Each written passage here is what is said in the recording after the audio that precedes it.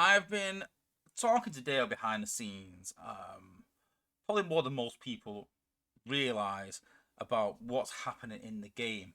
And so I spoke about last week about Dale cleaning the game up and cleaning up a lot of the descriptions so that they state how long something burns for and how much total damage it does.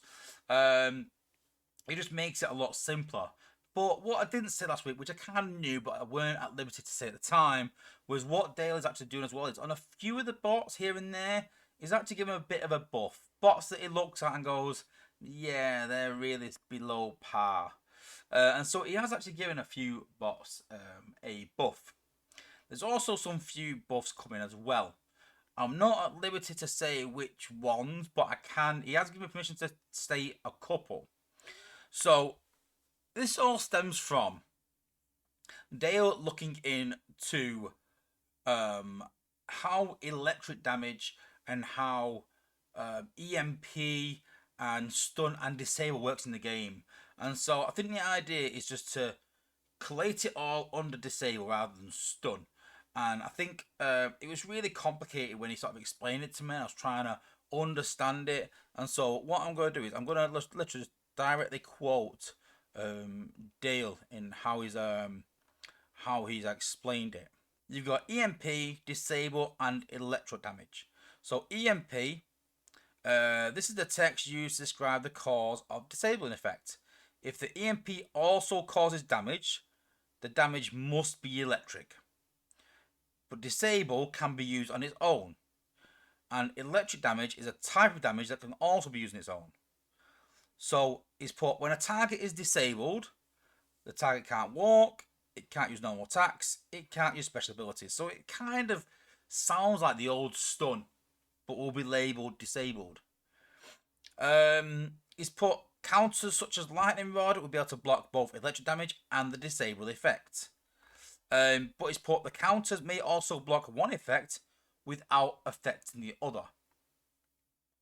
The MSM mine is going to be changed to be labelled as a T-lock mine, which I kind of get because I was talking with Dale about the MSM and he got mixed up with the MDS. I was like, no, I'm talking about the MSM. I was like, oh, right.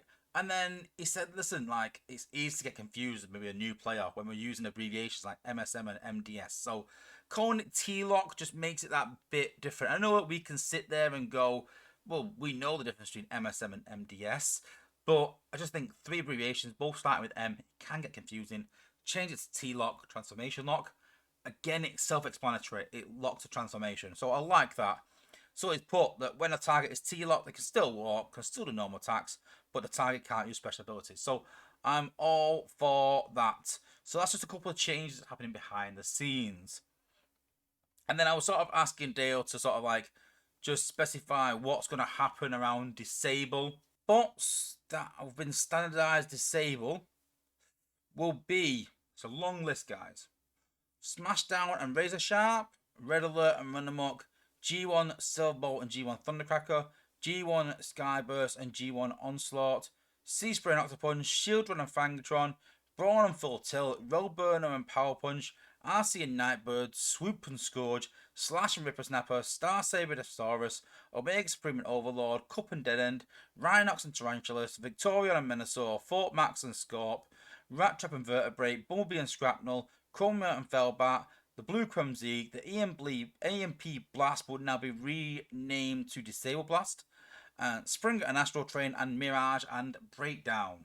So any of those stuns will now become disable. So it's just a move behind the scenes to kind of just make sure that everything lines up. Now he has gone into detail with other bots like Elita and Lugnut, Otus Prime and Megatron, Defensor and Abominus, Silverbolt and Thundercracker, Air Raid and Slipstream, Ironhide and Bludgeon, Punch and Counter Punch, Laser Optimus and Man and Megatron, Hot Rod and Nemesis Prime, Ruination God Neptune, Opmax and Bruticus, Afterbreaker and Flame War, the Death Pulse, Stun Immunity for Warriors, and yeah, a lot of updates. But the whole idea of this is just to clean up the game and just make it that bit simpler for newer players to understand. Because it was a bit confusing when you started to talk to people about disable and stun and EMP and their understanding of it, and so just made to make it really, really simple. Now, while he was doing all this, he's actually give a bit of a buff to Mirage and Breakdown. So what they have done is the disable duration has been increased from 8 seconds to 12 seconds. Or when I say has, it will when the update comes out. And the G1 will increase his stealth by plus 5 seconds. Now, I did ask Dale just to stipulate exactly where this will end up with the bot, because if we look at the bot on my test account,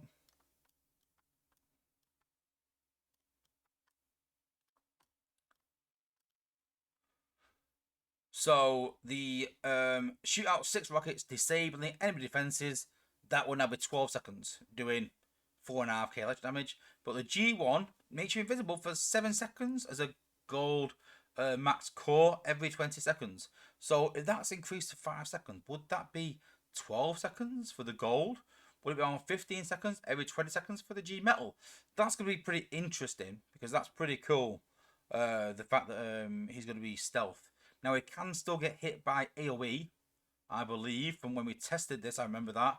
But they will not directly target him. So a pretty cool increase.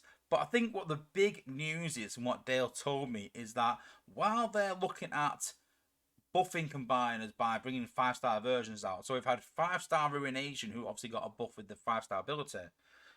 We've had 5-star Volcanicus, which got a pretty much rework, which I still think there's a bit of work to be done for the 2, 3, and 4-star parts, but that will be balanced, I think, at a later date.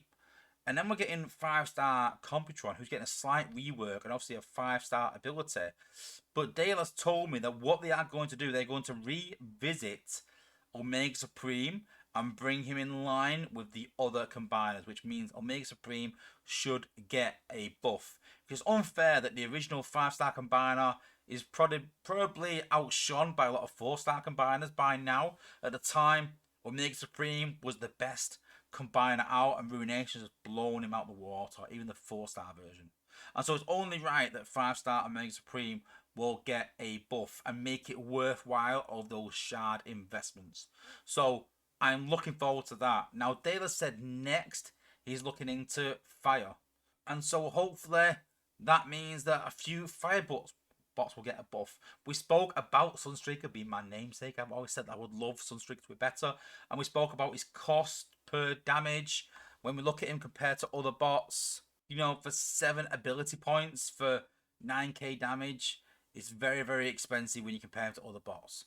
And so I imagine Sunstreaker may get a bit of a cost reduction. He's not doing huge reworks to these bots. He's just doing some light tweaks, some little tweaks to their damage numbers, things like that. Just some quick updates to these bots as he's working through. Just a few bots that he thinks. But yeah, looking forward to a few positive changes. Hopefully we can give them some... I don't think these changes are going to bring them right into the meta and make them war bots, but can we make them more relevant, so at least useful in teams?